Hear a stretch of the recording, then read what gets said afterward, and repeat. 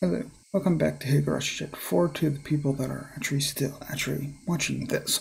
And there's nothing left to say except to continue. Good work, everyone. I know it's hot, but please do your best. If you catch anybody illegally dumping, please contact someone immediately. We'll act quickly. Thank you for your cooperation, Oishi-san. Please. A gap wide enough for a single car was opened up in the barricade. Oishi, showing his gratitude, or perhaps a threatening attitude, with a short beep on the horn, rolled the cart forward through the checkpoint. This time my appearance was the very embodiment of the word suspicious. A baseball cap, mask, and sunglasses. On top of that, even though it was sweltering, I was wearing a hoodie. Any respectable police officer would be loath to not stop me for questioning. I had meant to be overcautious, knowing full well that my face was known, but it might have already been too late for that to have any use. Using that as an excuse, I doffed the unbearably hot hoodie and windbreaker, ripped off the mask, and threw them in the seat behind me. Oh my. Is that okay? With a cheap little disguise like this, they probably figured it out anyways. Nah, that just might be the case. Oishi, probably thinking that my unexpected behavior was funny, continued to laugh. Beautiful and pristine scenery of Hinamizawa spread out before me. The village itself would have been quite beautiful if it weren't for the complicated circumstances surrounding it at the moment. I'd absolutely love to take Yuki here for a drive one day. Come to think of it, I didn't get a chance to call her last night. I played around with the idea in my head. In reality, this village wasn't all sunshine and rainbows. I'd heard everything at the prefectural headquarters. At the heart of this village, the intelligence network that three families wielded was, due to blood ties and regional relationships, unbelievably well organized. Their net spread not just around Hinamizawa itself, but encapsulated the entirety of the city of Shishibone as well. When I first heard of that, somewhere in the recesses of my mind, I didn't take it completely seriously. How could a local organization out in the boonies here have something so grandiose? Couldn't deny that somewhere in the back of my mind I had ridiculed the thought. Not only were they really threatening the minister, but they had demonstrated that they had a complete grasp of our movements, which were supposed to be top secret. They were almost like the secret police that controlled a small Eastern European country, like in some spy novel. The villagers here wouldn't bat an eye, getting their hands dirty about fighting the dam project. I also heard something like that at the prefectural headquarters. Nothing much. When I first arrived here, Oishi also said that this place was a war zone, didn't he? Citizens of this village were at the same time freedom fighters, although by definition they were no different than guerrillas or militia. They weren't protected by the Geneva Convention, but they also didn't have to adhere to those rules either. This place was more of a quagmire than any legitimate battlefield. A secret war was unfolding. I could drive alone because Oishi was with me. But if I was to leave this car, something as trivial as looking for a vending machine, there was a chance I wouldn't return, even though a single shot hadn't been fired. This was a battlefield. And the reason why bullets weren't flying was simply because it was hard for a civilian to obtain a gun in Japan. So they were probably just Akoto weapons other than guns that were easier to obtain. That was why Oishi was wearing a stab-proof vest, wasn't he? Saka-san, are you nervous? Nufufu. The fact that I was apprehensive was, of course, picked up on by Oishi. He figured out there was no point in trying to hide it. Of course I am. We're heading to the heart of enemy territory, alone, aren't we? I'm worried about if something unlikely happens with just the two of us. Something unlikely? Nah.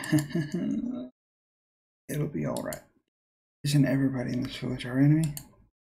Everybody gets their story straight. If everybody gets their story straight, they could murder someone in broad daylight and there wouldn't be a shred of evidence. I'm asking about something like that. This was what the ironclad rule of not barging into a Yakuza office alone was about. There wasn't a neutral party involved. That area wasn't bound by the laws of sense. If something happened, you wouldn't be able to prove it. And there wasn't anybody who would take your side. It was pretty much the definition of poking the bear. But I left word that we're headed towards the Hinamizawa area. And in the worst case, we also got a radio. I know you're scared, Akasaka-san, but it's not that easy to pull off the perfect crime. Well, of course, it doesn't mean we can't let our guard down either. Akasaka-san, you're too worked up over this. You were more relaxed last time we came here together, weren't you? Laughing it off, she thumped his chest and grinned as if to say I could depend on him. I don't think it's really iffy. Comes with having the badge. She made a motion, sticking out his index finger. It was endowed with the image of a gun. Will it be of any use? If you're not afraid of dealing with the aftermath after you shoot, it's actually very reassuring. An officer's gun was only for show. If you really wanted to fire it, there were quite a number of stipulations. You had to be prepared for the long probationary period afterwards. That definitely wasn't worth it. Even if an officer did unholster his gun, there wasn't one who actually wanted to pull the trigger. Akasaka-san, are you carrying on a piece? Well, yeah. You ever fire it? I have. For training, though. I guess that'd be true. Well then, have you, Oishi-san? Me? Nah, there's no way. What was that? I thought he was laughing at me because he had experience. Two of us laughed together. Also, never pointed the barrel at anybody. I've looked down the barrel of a gun a few times, though. Just being made to look down the barrel like that is enough to shorten your lifespan by about 3 years, even if he had never fired a gun before. You couldn't even begin to compare the amount of experience Oishi had over me. At a time like this, I could only marvel again at how reliable Oishi seemed. When I think of it, I didn't want to come this way in the middle of the day. But there's no way for a car to get through other than here. Akasaka-san, just in case, put on the mask again to hide your face, please. What's the matter? Do you not hear it because the air conditioning's still on? I'll turn it off. Try opening the window. When I opened the window, a blast of hot air blew inside. Then I could hear angry yelling coming from far away. There was a lot of moments of no music. I was like, man, that's a long time for it to be just quiet. At that moment, the forest grew away on either side of us and our view expanded suddenly. And there could be seen the Hinamizawa Dam construction grounds, the very front line for Hinamizawa village.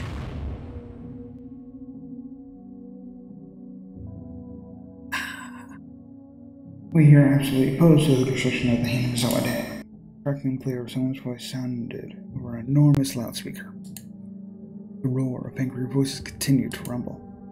The incredible volume had become a veritable sound cannon, spewing out its ammunition. The prefabricated site office was surrounded by 2 sets of high fences laid with barbed wire. Lined up in front of those fences were riot police and their vehicles. Surrounding it all were the villagers. They held out their protests against the dam, a single entity. Oh, there's not too many of them today. We're in luck. It's not too many? Yeah, when there's a lot of them, the crowd reaches as far as the road. You wouldn't even be able to inch forward in a car. First, due to their overwhelming intensity, it looked to me like there was more people than there were actually was, but upon closer inspection, there were at most 50 to 70 of them.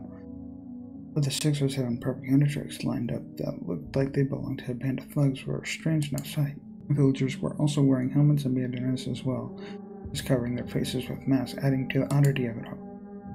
The propaganda trucks, after burning the cords, had their volume turned up even higher and began to fill the area with sutras. To say that the noise was downright violent wouldn't be an understatement. From the distance, it was still this loud. The glass in the office was probably rattling from the noise. They couldn't do anything there but take it. It was Riot Squad guys. Every one of them is wearing earplugs, but they're still having their hearing damaged. Or sobs. Can't you do something about it with noise or ordinance laws? Our prefecture doesn't have any laws regarding noise ordinance. All those are sutras, right? We can't regulate religious activities. Those guys are pretty smart. Is what I think Oishi said. Actually, no matter how tightly the window was shut, the booming sound of the sutras still filled the car. I couldn't even hear what Oishi, who was sitting right next to me, was saying. As the car approached the line of propaganda trucks, the player became difficult to bear. was enough to just plug my ears with my fingers and to hold my head to keep my skull from splitting apart. If I had seen this terrifying energy sooner, I would have probably understood what Hinamizawa Village was much quicker. Now I knew they wouldn't blink an eye at sacrificing themselves in order to protect their hometown. So goddamn noisy. Shut up, shut up, shut up! My head throbbed and felt like it was going to split apart. My eardrums cracked, and on top of it all, I felt like I was going to throw up. With the road crowded with the throng of squatters and propaganda trucks and the riot police's vehicles, it was in no way easy to get by. Even if you tried to shoot the squatters with the car horn, they were also wearing earplugs, oblivious to noises from the outside world. It wouldn't easily move. The car could only inch forward at a snail's pace. Even then, the car eventually got through, starting to leave the tumultuous noise behind. Hey, the bald guy that was playing mahjong with us last night, remember him? I remember there was an older person who didn't exactly mince words. That guy that Oishi called Old Man. There was someone like that. You see, he's a foreman of the main construction site. He's probably holed up in that prefect, trying to work while irritated out of his mind. Poor fella. He wouldn't be able to stand it if it's like that every day. Yeah, there's no end to the number of people who can't handle it and quit. Every time that happens, their wages go up, so I won't say it's in vain. Even having to deal with all that noise and hostility, they still made a wage that Oishi found enviable. Damn it, these guys. Can they hear or can't they? A group of squatters were in the way of the car. Oishi, sufficiently annoyed, laid into the horn, but there was no indication that they were moving anytime soon. In this inn, could they not even hear a car horn? Or did they hear it and were being malicious? If they were any right, they would have made people move, but it was just so happened there weren't any around here. Ah, jeez. Wait just a minute. Oishi opened up the door. The hot air and even more heated roar of the crowd spilled into the car. Oishi said something as he grinned wildly, but I couldn't hear what it was. He was getting them to move. Something like that. Oishi sat down in the car and closed the door. The din faded slightly. I stared blankly as Oishi headed towards the group and started some sort of conversation. Maybe we'd find the minister's grandson at Takatsudo. At the very least, I wanted to find him there. And him slip the cursed bonds of this incomprehensible village. I could only pray. The moment a shadow was suddenly cast over me. Somebody was standing right outside the passage window, blocking the sunlight. I spun around, looked up, realized who the black-lit figure was. It was a girl. It was Rikafude. The girl stared down at me with a bored look on her eyes. I didn't have any justification for it, but I felt like I had been found by somebody I shouldn't be found by. Still defense, I raised my hand as I mouthed a meek greeting. Of course, there's no way she heard my small voice in this clamor. But even then, she should have seen me wave my hand in greeting. In spite of that, she simply stared down at me with a cold look on her face. At that moment, the noise and heat spread throughout the car once again. I wish she had returned to the driver's seat. Taking a look at the group that were blocking the road, and started to move aside while glaring our way. Sorry to keep you waiting. Shall we go? We should registered the figure of the girl behind me. The villagers came over and picked her up, in a manner of, "It's dangerous, so get away." So it was then that she whispered one or two words, however. I couldn't hear any of it. Well then, let's go. I'm going to gun, okay? But we're still within the speed limit. As if to shake off the still audible angry voices, Oishi floored the gas. Along with the roar and the din, and the shouting, the villagers and the girl quickly disappeared behind us. As soon as we're through here, we're in Takatsudo. Are you okay if we end up getting into a firefight? Don't be fumbling with the safety at the last moment, you hear? Oishi laughed mockingly again. I was more concerned with what the girl had said, however, as I was vaguely bothered by it. What was she trying to say with that apathetic, candid expression? Suppose it's normal if you're nervous from here on out, but if you don't deal with it, there's a chance you might do something rash. There was no longer a way to confirm what the girl had tried to tell me.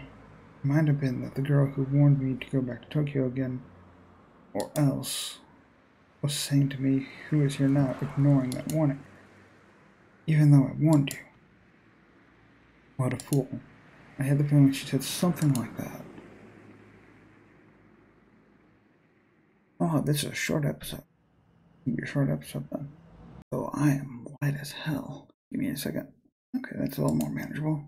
And this is a bit of a shorter episode, but I'm trying to keep it in those transition moments. So that's why this is a bit shorter. And it looks like we're coming up to some sort of finale for this. Either the next episode or the episode after. I hope you enjoyed. If you did, subscribe if you enjoy this kind of video. Or if you enjoy reaction videos, I got whole life reactions. Unless you're coming from those, then if you made it to the end of the video, then comment Hinamizawa Dam.